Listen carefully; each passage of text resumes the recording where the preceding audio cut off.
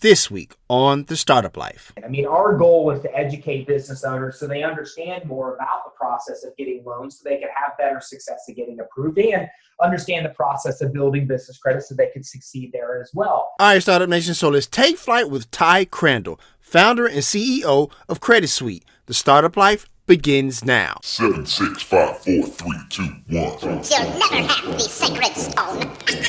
Oh, this you crazy mother.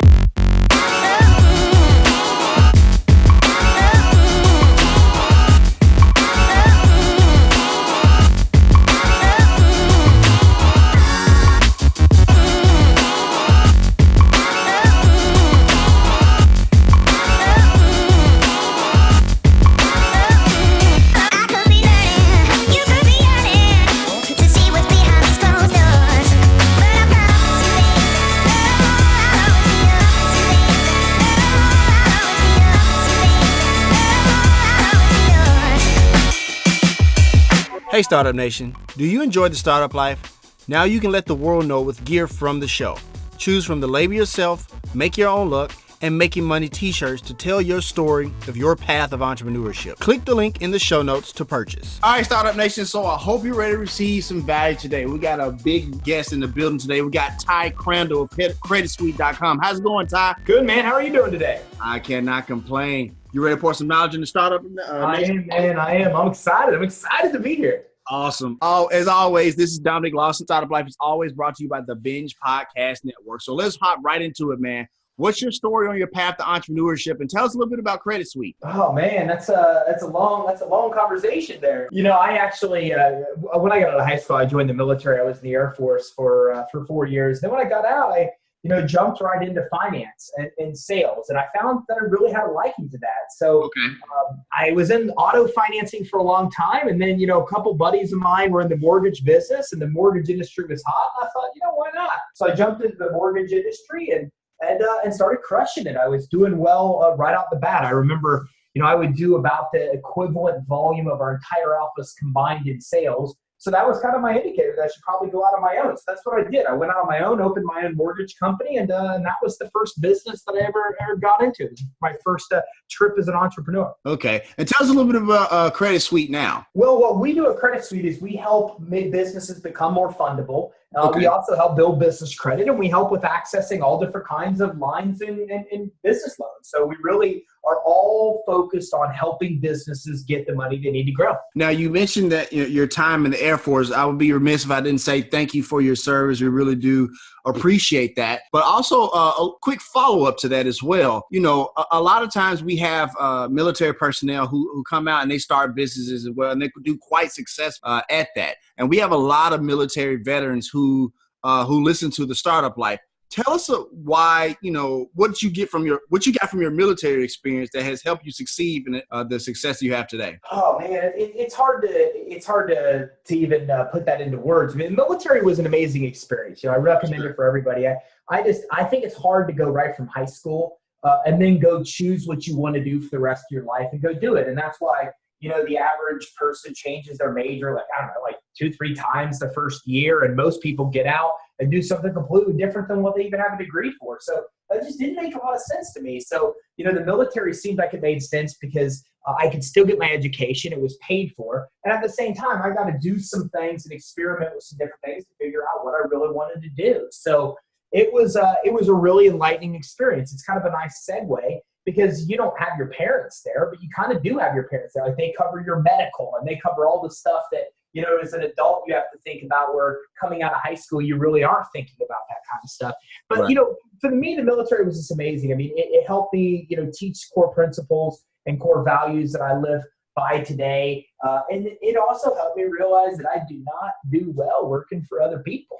I figured that out. Gotcha. So I learned that it just wasn't for me. The way the management structure was in the military, ended up not being for me. I'm a little bit of a rebel, and I realized that there. But the experience, the knowledge, the education, and paying for my school along the way, the discipline, being able to come out and understand the core principles and values that guide a lot of how I operate my life and business were invaluable. Awesome stuff. Thank you for sharing that. Once again, thank you for your service. I really do appreciate that. And I appreciate that. Thank you. No worries. Let me ask you this, man. Who or what inspires you as an entrepreneur and why? Well, man, that's hard to say. I mean, I think anybody that becomes an entrepreneur, I have a lot of respect for. You know, a lot of people, I think, have this idea that you're going to go, start a business and have all this free time. And that's not what really happens. You know, running a business is a lot of hard decisions. And I don't know, in really any business owner that I've ever talked to that hasn't had to make the decision of paying their team before they get paid. And, all the sacrifices that are made, the long hours, the not seeing your family. So I have so much respect for anybody that just has the courage to recognize that there's a problem and then jump in and really be committed to solving that problem. But I got to tell you, I'm an Elon Musk fan. He's my guy. He's somebody I look up to a lot because he's still a complete rebel, does whatever he wants to do, no matter how much trouble it gets the guy into. For sure. And he's solving some major problems. I mean, and to tackle and run multiple massive businesses like he is, tackling these major problems of which, the greater percentage of people will never even try to tackle one, to me is just ridiculously impressive. So I've got a lot of business mentors, but for sure, he's the top of my list. Gotcha. Well, let's dive into Elon Musk kind of, track on that a little bit. So, what do you think is about not just Elon Musk, but people like that who just like have that audacity gene in them to be like, you know what, I'm just going to do it. That's what I think about entrepreneurship in general. Mm-hmm. I think that, entrepreneurs we're just rebels. And I'm not saying that we're all the same, but a large part of our clients and the people I've had the honor and opportunity to be around, including myself, we're just rebels. We like to do things our way. We don't believe in the status quo. We get ticked when people say things can't be done and just beat our heads against the wall endlessly until we can prove them wrong. It's just like in our genes. We like to take risks. We like to fly by the seat of our pants. We like to not know what we're doing and learn as we go and build the airplane on the way down per se. So I just think that's why I love entrepreneurs. It's hard for me not to have respect for anybody that has the courage to jump in, because there's a lot of dreamers, as you know. There's a lot of people that are thinking about starting a business and think about doing a lot of things and never do. But the minute somebody pulls the trigger and actually really does it and takes action and starts taking those hits and starts making those sacrifices for the betterment of themselves and just kind of mankind in general, of improving life and solving a problem, I just have so much respect for anybody that does that, especially on a really big scale. And this is what we're seeing now, right? Is these entrepreneurs come in and build multiple businesses. And, that's like, it's insane to even think about that. It's so difficult, time consuming to even operate one. So even more respect for those people that are successfully getting in there and building multiple businesses at the same time. Awesome. Thank you for sharing that. So Ty, man, you recently had the pleasure of sitting in on a power lunch with John Feifer of Entrepreneur Magazine and Steve Forbes of Forbes Magazine, man. So for those of us who were not there, if we were a fly on the wall, man, what would we have learned from that lunch? The interesting thing is that, we met Jason at his office in Entrepreneur, and Jason's younger generation entrepreneur, business owner. He's an editor in chief, but he also does his own business stuff, his own podcast on the side. So it's funny because we walked into this club and Jason walks in with tennis shoes, jeans, and a hoodie, which is that's millennials. That's like what his generation and a lot of the new business owners wear. They looked him up heading down and we said, hey, we're here to meet with Steve Forbes. So they gave him a pass and at least made him wear a jacket, which, by the way, this is a club that you have to wear a jacket. You can't wear jeans. You can't wear shoes. Literally, there was no part of what the guy was wearing that was acceptable. Gotcha. And it was funny because we sat down and he said, hey, I'm it. I'm the new generation. And he kind of made a comment. And it was interesting because that's exactly what it felt like, is that you have this older generation of media mogul that's done these amazing things, run for president, this huge establishment that he's built. And then you've got the younger guy, the new guy coming in, the editor-in-chief that's shaking things up with Entrepreneur. If you've seen Entrepreneur's changes over the last couple of years, it is so notable, the changes that they've done. So that's how the whole conversation really was. It was just these two generations of people that are really high up in the media world, and hearing contrast for both of them, I think, was just so interesting, and their take on the digital age and where things are going. And it was really enlightening to see both of those perspectives in the same table. It was pretty cool. Gotcha. Thank you for sharing that, because I imagined that would have been a very cool dynamic, and you just very much proved that otherwise, for sure. Thank you for sharing that. Now, Ty, you've written 2 popular books, man, Perfect Credit and Business Credit Decoded. So I want to ask you about the latter. If I'm reading this book, and Startup Nation is reading this book, first of all, what was the inspiration behind that book? And what are 3 main takeaways you want readers to get from it after they finish that book? The funny thing is that I do a lot of studying, as a lot of entrepreneurs do. And one of the things I learned early on, or read early on, was that, if you want to have credibility and be an authority in your industry, you should write a book. And so we had written so much other content, it was fairly easy for me to sit down and put together a lot of that content and ideas and be able to write a book. And to be honest with you, I think one of my mentors had said that if you ever want to have secrets that you don't want anybody to know, put them in a book, because nobody will read it. And I always thought that was funny, and it always stuck with me. And so, when that book came out, I did it really mainly for authority. And the reality is, I honestly never expected to sell even a book. It wasn't an idea. It was just by saying I was a published author, it gave me the authority for people to listen to what I had to say. And then I'm just really big on education and teaching. So when anybody then listens, they know that I'm a source of valuable information, and everything cascades from there. So it's really surprising to me even today to get checks for book sales, because I still think about that if you ever want to have secrets you don't want people to know, you put them in a book. And that was kind of my mindset. That was my mindset when I wrote it, right? So I'm going to go back at some other time and write a book knowing that that's not true and that people may actually read it. But a lot of good stuff in that book, and I've had a lot of good feedback, which has been awesome. But I think the biggest 3 lessons to take are that, 1, any business can build business credit. It's not something that is reserved for the medium to large size businesses that like I think so many other people think that it is. The second thing is that if you're building business credit, there has to be done through a proper set of steps, a proper series of steps that you have to take. And if you skip steps or take steps out of order, that's what results in declines. That's what results in so many people getting denied and thinking it's not possible. They just don't understand the order. And the third thing is that credibility is really important. I think the number one aspect that business owners overlook when trying to apply for loan and credit is their credibility, is the reputation, is the information they're putting on that credit app.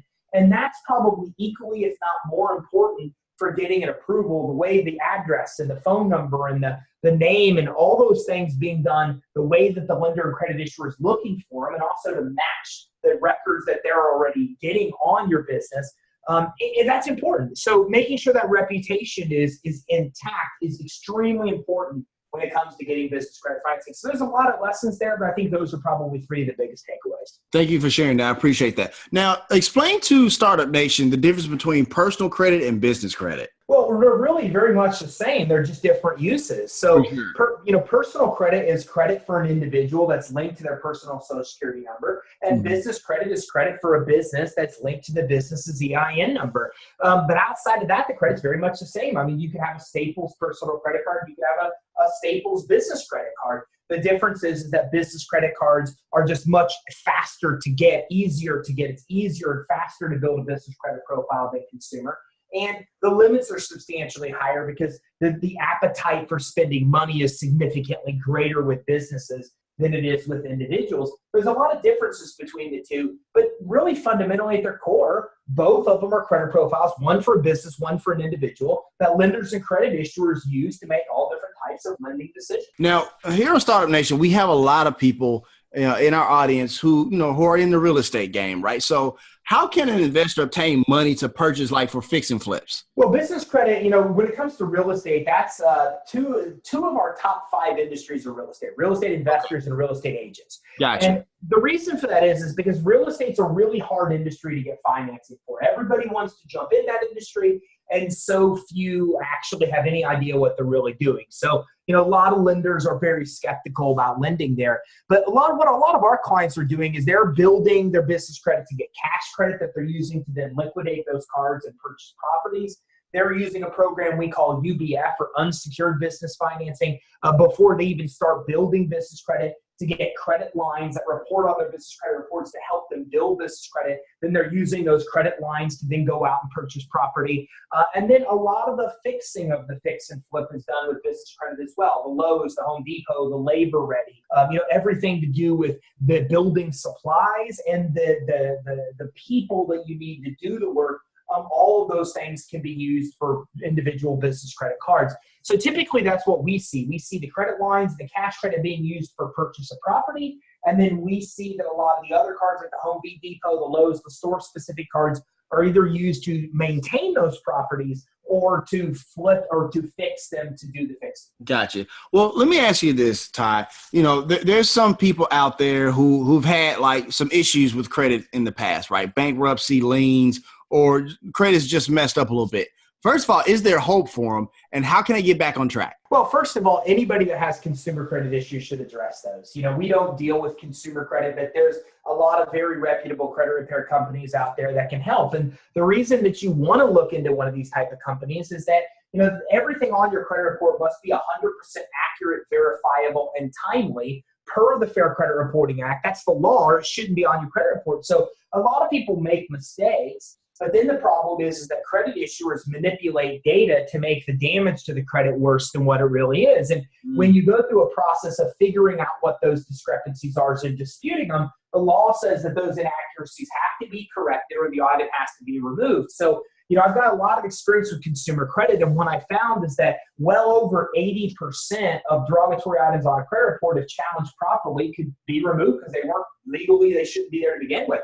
So I think anybody that has credit issues should think about doing that. But what's nice about business credit is that it's built regardless of consumer credit. So when you're a business owner, you should work on consumer credit because it will tie into loans and credit lines and open up other funding options for you. But it has no tie into business credit building. You're still able to go out and get a $50,000 Chase credit card or a $40,000 Staples credit card or $30,000 at Amazon. You're still able to get all that credit because when you're building business credit, you're doing it based on the business's ability to pay, not the consumer. So there isn't consumer credit reports happening when you're doing it the right way. And because there's no consumer credit pull, then consumer credit doesn't tie into whether or not you get approved. Gotcha. I appreciate you sharing that because I think a lot of our listeners sometimes get confused that that one not necessarily has to do with the other. So making that separation in your answer, I really appreciate that for sure. Let me ask you this, man. You have an audience, you have a podcast, the Business Credit and Financing Show. Tell us a little bit about that and what your audience can expect from you. Well, what we found is that we're really big on providing free education and content. Our goal is to educate business owners so they understand more about the process of getting loans so they can have better success at getting approved and understand the process of building business credit so they can succeed there as well. So we really look at it and say, look, how can we distribute information? How can we distribute content? I think this is something that all business owners should really be focused on. And podcasting, if you look at the growth in podcasting, it's something that can't be ignored. So years ago, I was listening to this lady named Jessica Rhodes, and she works with a company called Interview Connections. I'm a huge fan of Jessica's. And I listened to her on a pre-promotion for a conference that Jim Palmer, her dad, was actually hosting. And she mentioned podcasting. I thought, that's a brilliant idea. Why don't we do that? We have the content. So we just started converting a lot of our regular webinar content to podcasts. And what we found was that we built an audience fairly quick and they were very interested. So now we release an educational show every week. And then every week, we release another show with an interview with somebody that can help them with the strategic aspects of building a business, with the tactics and the tips and things along the way to do that. So it's just been a huge hit for us. The podcast has taken off. We've had 150,000 plus downloads since it rolled out, and our clients love it. They just like the flexibility of being able to listen on the go.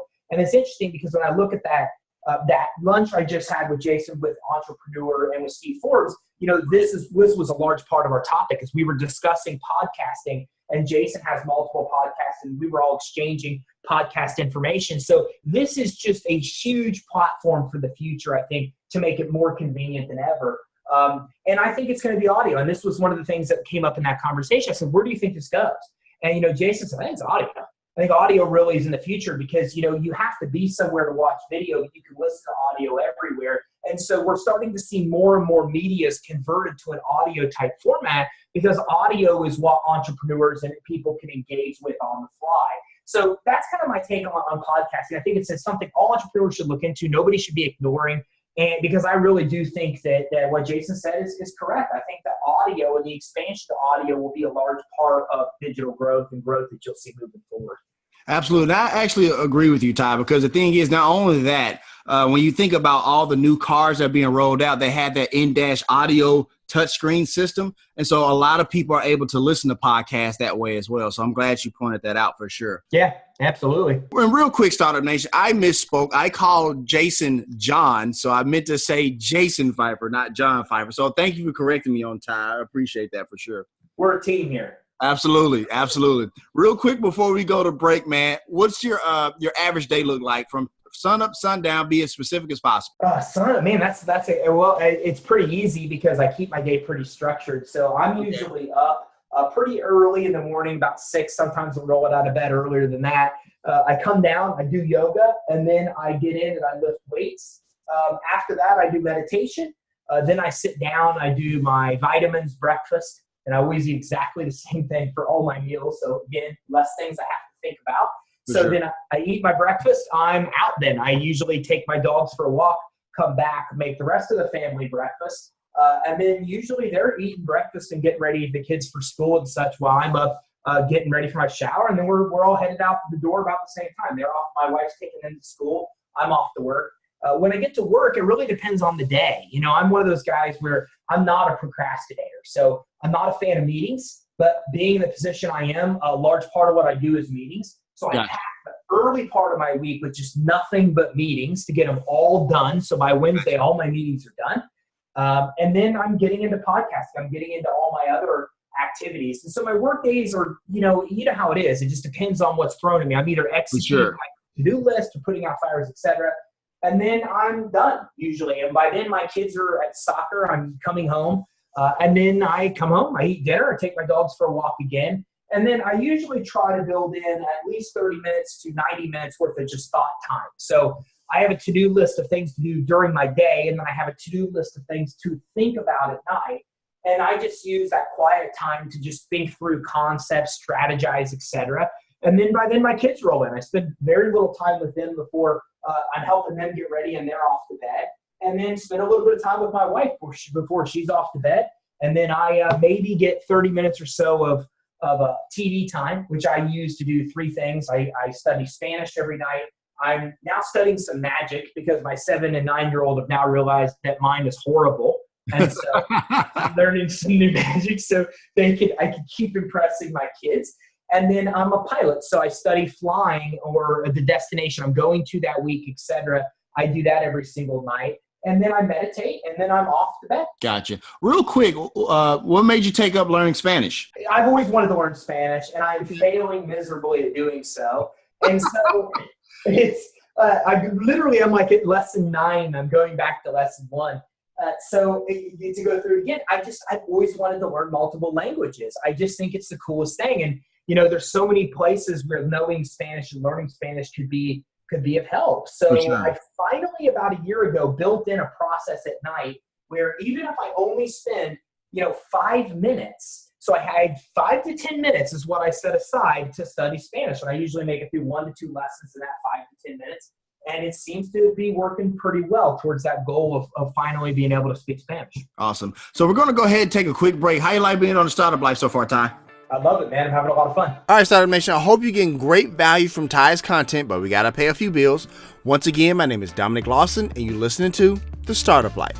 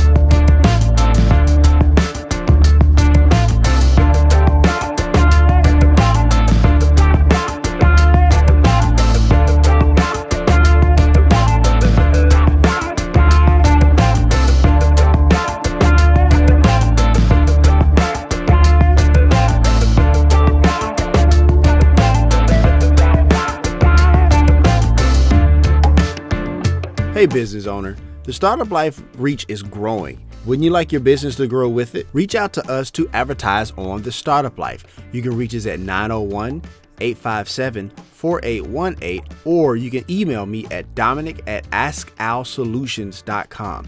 I mean, don't get me wrong, like this is a great music to have break on, but wouldn't this break sound a lot better with the same music but your business being advertised on it? Need more content from the Startup Life, you say? You can now sign up for the Startup Life All Access Pass on the Binge Podcast Network's Patreon page. There is exclusive content written by yours truly, video content where I share even more of my business philosophies, and whatever crazy content I can think of out of that crazy head of mine. And at only $5 a month, yeah, $5 a month, this is more content for you, Startup Nation, to really get ahead of your competition. So instead of upsizing that meal at your favorite fast food joint, you can now invest in yourself on your path to entrepreneurship. Click the link in the show notes to sign up. All right, Startup Nation, so let's continue. So Ty, on your website, creditsuite.com, you offer businesses a 4-step credit guide, like a free 4-step credit guide as soon as you go on the website. So I'm a brand new business owner and I'm looking to establish some business credit, right? What type of value am I getting from that free guide? Well, the guide really maps out the steps in order of exactly what to do to build business credit. So when you go through that guide, you'll understand exactly how the process works, what business credit is, the benefits of business credit, and then you'll know everything from setting up your business credibly to going in the right vendors to get started with to initially start the profile and score, all the way to the end to getting revolving store credit and even cash credit. That one guide maps out all the steps. I know in addition to that, I know we talked earlier about a lot of people liking that audio version and getting that audio education, but I know you still offer free web trainings periodically. What can the viewers expect from those? Well, the webinar trainings are much more in depth, right? Okay. So, tonight we're doing a webinar and we'll go 90 minutes. So the more time I have to dive into topics, the more detail we can get into, right? So that's kind of the difference between, I think, a webinar and a guide. Is the guide will give you the overview of what the process is, the basics of what you need. During the webinar, we really dive into more of the specifics versus the basics. Here's more vendors, and here's what you'll look at with the vendors, and here's what each vendor will look at, what you need to do to get approved. So the webinars give us a more in-depth look at the process. But a lot of the webinar training I do isn't just on that topic.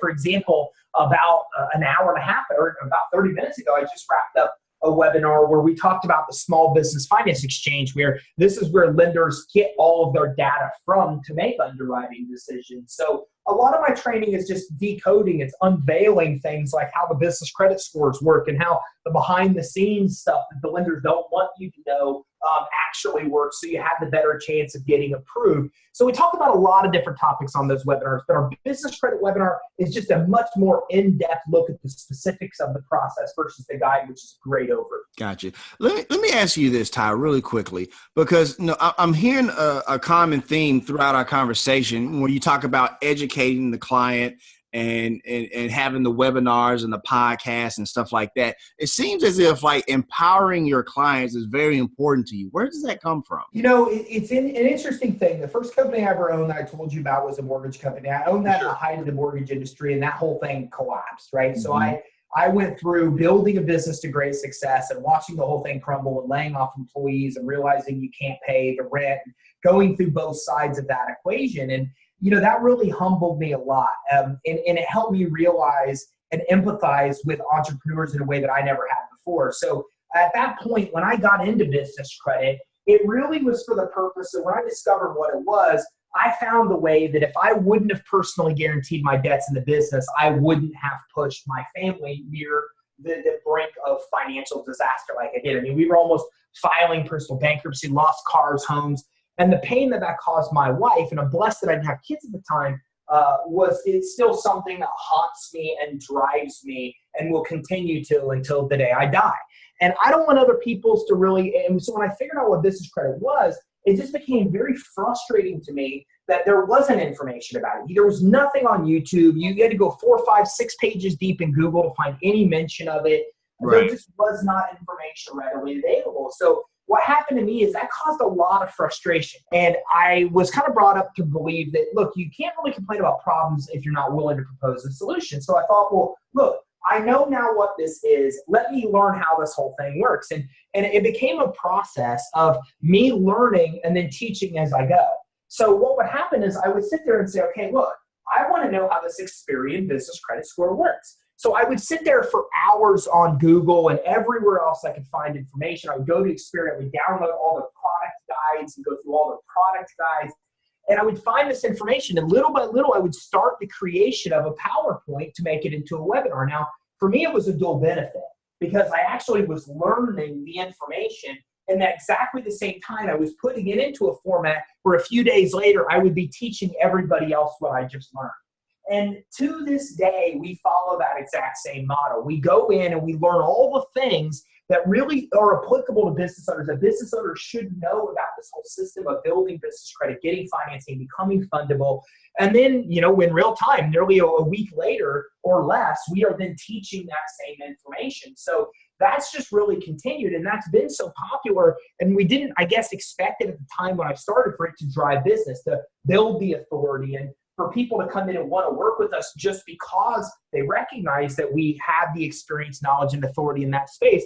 But it's continued to work. So our educating has helped us indirectly build the business, and that's made it easier for us to then spread and do more education and can put that out through more platforms. So kind of accidentally bumped into that, but that's kind of what brought it from back then to where it is now. And I'm glad you brought that up, Ty, because the thing is, I think the best companies are able to do that. They're able to educate and empower their clients or customers, whatever they want to call them, and to really have them to make informed decisions. And I think that's really powerful between business and consumer. So thank you for sharing that. I appreciate that. Yeah, and I think it's great for all your listeners to know that. I'm a firm believer, like you are, that that's the way business should be. I think that it's just really sad that we live in a world where business owners don't get this, and they're still out there trying to do the selling, this hardcore selling.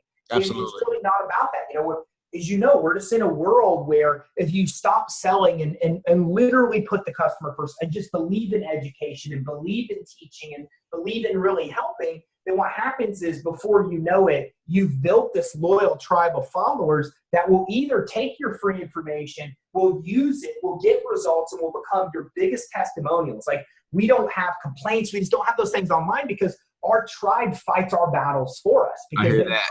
Right? They know how much goodwill we do. So we don't lose anything if they use our free info and never use our service because they become our best advocates. And then a percentage of them want the faster path, right? They want to do it in 6 months versus the 18 they'll spend on their own. And then we attract those people as well. And then there's no selling to those people. We're not selling them on us and why using us. They already know us. They're coming to us because they trust us, because the rapport is built, the credibility is there.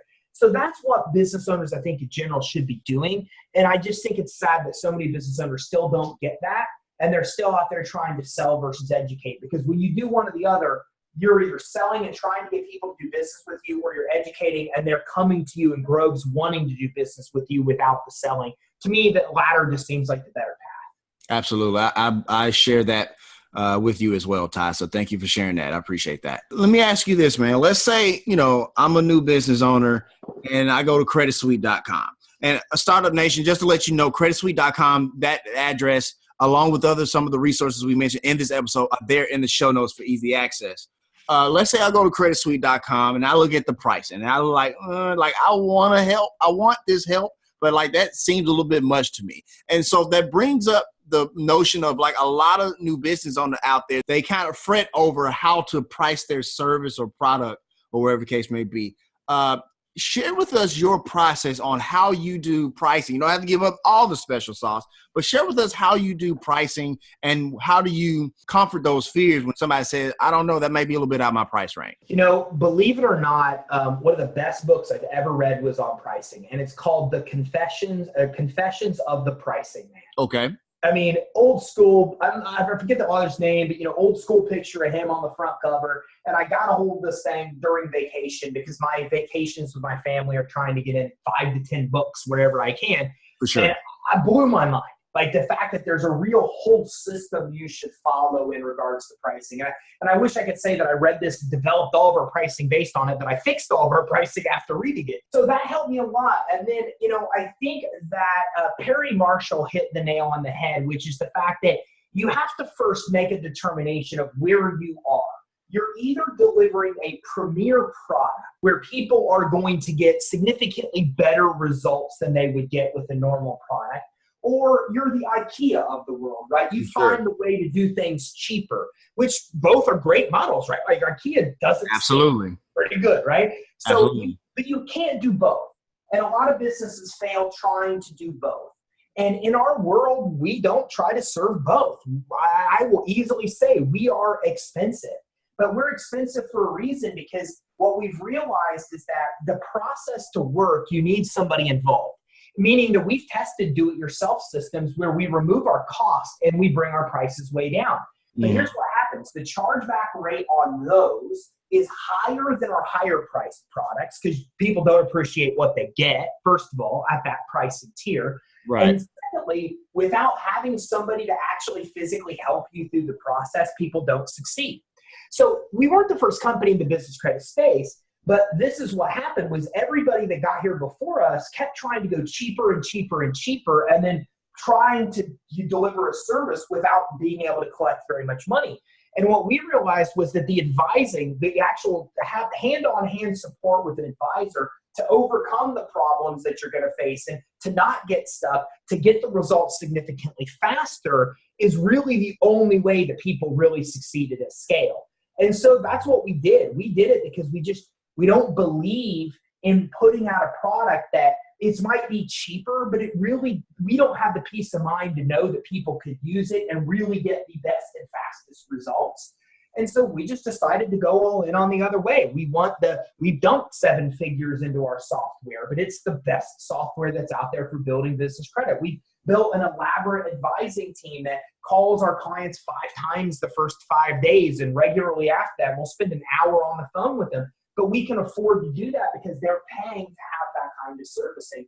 And then the result is that we help 15,000 people. We've never got an online complaint from a client at any time, because what we do actually really does work. So, but we can't make it work at a cheap level. It just doesn't, because when you remove all the support that costs the money out of it, it just doesn't succeed. So for us, I think you have to choose where you're going to be. You're either going to be the lowest person that finds a way to cut costs and do things cheaper and better than the rest, or you're the person that's going to charge the premium where somebody's going to get 120 or 150 or 200% of the results that they would get with another product and service. You have to make that decision. Once you know that, then the rest, of course, becomes math. What are your margins going to be? What are your costs involved? But Confessions of the Pricing Man, I think, helps a lot with figuring out how to structure price, because it's different. In our world, we don't really have any competition. The competitors in our space are very low level, very cheap products. In the high-end space, there just isn't anybody. So it's allowed us a lot of flexibility with pricing. Not to mention that, of course, prices go up when times are good, and we have every intention of reducing prices as well as the economy shifts, which is inevitable in time. Absolutely, because I imagine, as the economy goes, you kind of have to kind of alter those prices to kind of fit those needs, because I imagine this is a service that where people may not gravitate towards a little bit once the economy kind of goes down, or maybe it does. I don't know, because people are trying to reinvent themselves or something like that. I'm not sure. Yeah, we'll see. But I mean, I'm a believer that you have to recognize that position of where people are. And for us, we've tried to put in more benefits than what they get out, what they spend financially. So, our clients spend $24 a month for credit monitoring for DB Experian. People that go to DB Experian spend $200 a month for that.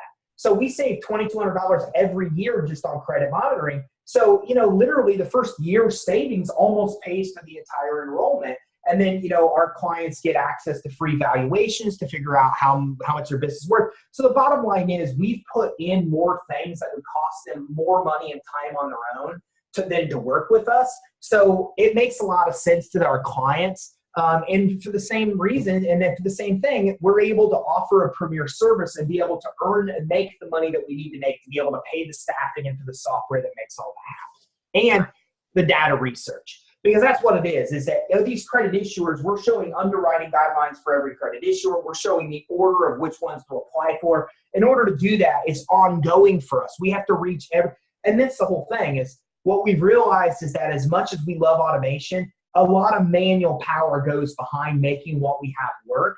And you know how it is. Manual power just costs money. Absolutely. It absolutely does. Thank you for sharing all of that. And speaking of manual power, that actually leads us into our next question. So I know you've built an amazing team there at Credit Suite, and it seems like they all share your passion for helping small businesses, which I absolutely appreciate. So, I want to know, how do you determine the people that you add onto the Credit Suite team that share that same passion that you have for empowering, educating, and everything else? Something that's really interesting about us is that we have our first year, and when we first, very in the beginning, got started was 2013. Mm-hmm. We were at almost 75 team members, and today we've never had a team member quit, ever. Look at that. Yeah, it's pretty cool. Actually, we did have one guy leave for personal reasons, and he came back, and so he works with us now. And it was really hard when he left. So as we started to hire people, culture is a funny thing, right? Because we never set out to create a certain culture. But For sure. It seems like the people that we hired, a culture started to become creative. And when we realized what you're describing early on, we started to put together core values that described what made these team members so unique. And then from that point, we strictly hire for core values. We do not hire at all for experience. Now, part of that's because that's just the world we live in. There's nobody out there with business credit experience, right? So we can't find those people to begin with. So then we just started realizing that if we stopped hiring based on experience and we started hiring based on cultural fit, then we were having much better success. And to this day, that's it. Our interview questions are all cultural fit questions. We're not even really concerned with the experience of the people that are coming in. And in doing so, that's helped us find people that are a good fit. Another little thing that I've learned is that, look, if you come in for an interview and you don't know a lot about us, then you're done. It's over. Also, we'll finish the interview, but we want the people to come in and go, well, okay, so why are you here? And they go, dude, you guys are awesome. And then they go on for 10 minutes about why they're so excited about what we're doing and the problems we're solving. Those are the people that we really spend the time with and know that are a good fit. If they're not a good cultural fit, if they don't fit our core values, or if they come in and they don't really know who we are and haven't done research, it's immediately over. We will not talk to those people again. So those kind of things have helped us along the way to build a really, really, really unbelievably awesome. Gotcha. Ty, I'm going to mess with you a little bit. Let's say I did all my research on Credit Suite and I come in for my interview and I come in on opposite end. I'm like, look, dude, this is what you're doing wrong. What do you say to that person? Well, I don't know yet. Gotcha. Here's the reason I say that. Because I actually had one guy do that. Okay. I hired him. Because at first I got on the call, the interview call, I said, first of all, I want to let you know that you really insulted. Because what you said was an act. And then went on. And then he said, let me give you my justification for it. And it made sense. So we hired the guy. But you know what? He's not working out at all. So I'm on the fence now. At first, months ago, I would have said, hey, look, it worked pretty well. I got this guy at it and he challenged me and all was good. But now that's not worked out well. So now I think I have to step back and any hiring decision that you make, so much goes into it that doesn't work out that you have to spend a tremendous amount of time reevaluating what could have been different, what signs did you miss. And so I haven't had a chance to dive into that mentally to see if that challenging was a good or a bad thing at this point. So like I said, jury's still out for me on that one. Gotcha. Thank you for sharing that. I just thought I'd just mess with you a little bit there. Finish this statement for me. When you work with Credit Suite, you can expect what? Awesome service. Awesome stuff. So, I know work-life balance is very important. You mentioned your beautiful family. You got Cassie and your 2 kids there. Let me ask you this, man. Why is work-life balance important to you? How do you achieve it? And let us know a little bit more how that magic's going. My parents were really, really, really hard workers. And I learned to work smart with automation as an adult, but I learned to work hard for my parents. And, my mom and dad worked all the time. And I have so much love and respect for them for doing so. But I just have experiences. I remember coming home from the bus with a broken arm, and the school didn't realize my arm was broken, and they wouldn't send me home. And then sitting there for hours waiting for my mom to get off work. It was just, those are the type of memories. I remember my dad always working on weekends so much to a point where I questioned whether or not he really wanted to be with us because he had to work so much.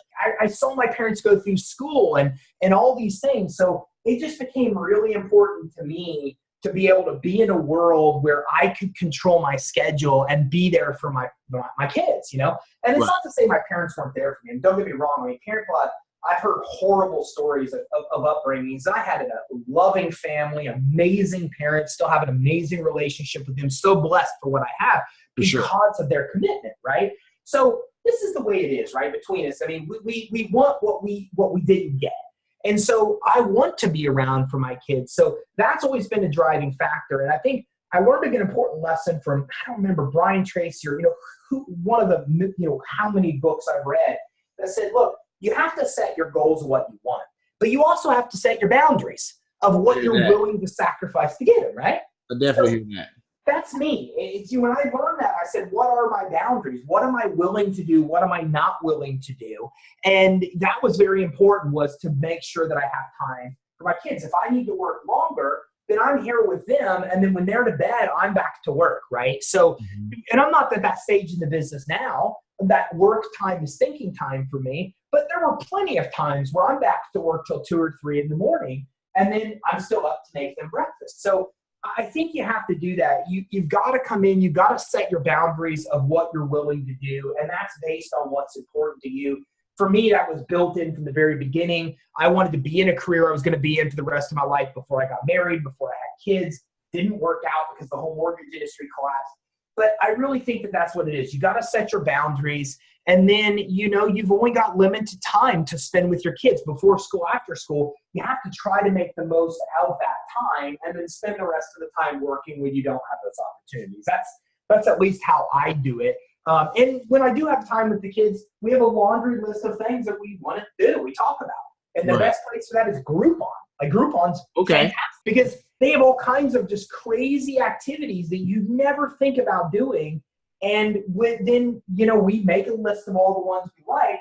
And then when we have like a weekend or something, we go do that stuff. So this weekend, we were doing rock climbing because that looked cool. And my daughter's like a gymnast, so she has all this upper body strength and loves to climb. And then next weekend, I think we're doing zip lining, so yeah. So we have a plan going into it that, look, if we don't have something on the Saturday, if we don't have something on the Sunday, let's go do something fun. And my wife's not an adrenaline junkie, so it kind of gives her the much needed peace she needs from the chaos of, managing their days all during the week. And then it gives me a chance to go take them to do something wild and crazy, which they always love and enjoy. So those are some things that have helped me succeed in that area. You want to share with us a little bit about the magic lessons, how they're going? It's going okay. It's going pretty good. I got my first card trick down. Okay. And I feel confident to even be able to show that to adults now. So that's where it is. Gotcha. My kids are great tests because like the first one, I'm like, okay, tap the deck, and then you have to pull the card to the top. And then I'm like, you did it. Look, you pulled the card to the top. And then the next round, my engineering-minded 9-year-old said, well, first, I want to look and see before I tap it and pull it up if the card, what's there. And I'm like, what the hell? How do you know these things? Right. So they help filter it out to make the tricks good. And I've also got another disappearing object trick, which I'm doing much better at. So I got one, I'm on to my second, and then I'm on to some coin magic next. But I'm slowly but surely putting some more, building literally a bag of tricks. Gotcha. Gotcha. I'm sure people at Credit Suisse look forward to that at the next professional development meeting for sure. They don't even know about it. See, that's the whole thing. That's the great thing about magic. They're just going to think I'm naturally gifted. That's the Fair enough. Fair enough. So let me ask you this, man. So you're a licensed pilot, man. I imagine some of that comes from being in the Air Force and your military service, like we discussed before. But what made you do that? Is it the freedom of just kind of being out in the open air? What came of that? I think I was on a podcast. Okay. And somebody asked me what I did for fun. And I came up with this convoluted answer that basically come back to the fact that I love to work and that's what I did for fun. Sure. And then I got off that and I couldn't stop thinking about that question. And it made me realize that I really had never had real hobbies as an adult. And so I embarked on what my wife will describe as a midlife crisis. And Okay. I went to Groupon And I started doing every single thing I could find. So I did, scuba diving, and I raced exotic cars, and I flew helicopters and airplanes. And I did this thing called jet lev, which is this water jetpack where you fly in the air propelled by water, and this flyboarding where it's like a skateboard on the water where it shoots water off the bottom, and then you float up in the air. And I went hang gliding, and I mean, I did everything you could think about doing, from fencing and everything there in between. And I love to fly. I did skydiving, and of all of that I tried, I really enjoyed flying. And it works for my brain. I like to enhance, I like to grow, and flying really worked well for me because not only was it something I could enjoy and get away from the world and see the whole world in a different perspective, but it was extremely challenging to go through all of the testing involved and all of the training in the plane, and to go through all of the training, the book work and the testing and everything you have to know to fly planes. And even now that I'm a private pilot, it never ends, right? I was just looking at, being able to get my add-on to fly helicopters and, all these other things. So then as I continue to grow through my life, I can continue to add more certifications to my license. I can go out and be able to get the ability to land on water and get my float plane license, et cetera. So it just worked well for me. It was something that could occupy my mind. I sit with my wife at night, and she likes to watch TV sometimes where we're not talking. That drives me crazy. I can't just sit there and watch TV and not do something that moves me forward in some way. For sure. So it kind of gave me something to do during that time. And it just kind of checked off all the boxes. So I got into it, and I've loved it. I try to go up and fly every Friday. Is my goal is to get up every week and get up in the air for at least a few hours. I'm trying to hit every private airport in the state of Florida right now. That's one of my big goals. Oh, wow. And Startup Nation, the reason I wanted to ask Ty those questions about the magic, about the learning, the expansion, the becoming a licensed pilot is because as you're on your path to entrepreneurship, this continuous state of learning should always be happening, even if it's not something related to the business, even if it's just something that's you may find that you have fun and love to do. Because I think, as you continue learning, it builds the building blocks for continuous learning, not only your personal self, but also in your business as well. So thank you for sharing all of that, Ty. I really appreciate that. Oh, thanks for the question. No worries. Real quick, man, all entrepreneurs, I believe, have a superpower. What's yours and why? Mine has always been implementation. I mean, that's it. I am not a procrastinator. I'm an action taker. And those around me are very surprised because we will get together and discuss ideas, and literally 24 hours later, they will be in place. So that by far is my superpower. I am ridiculous at taking action. And I found a really good way, using a to-do list and creating action items and having a plan going into my day to be able to do that. So without a doubt, that is one of my biggest natural superpowers.